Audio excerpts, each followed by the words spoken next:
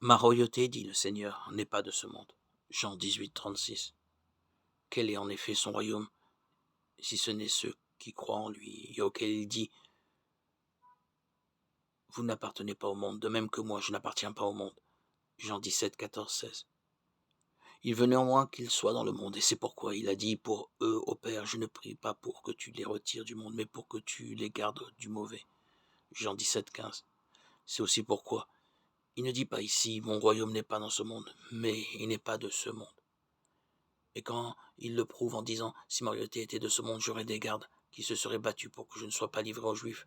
Il n'ajoute pas, en réalité, mon royaume n'est pas ici, mais il n'est pas ici.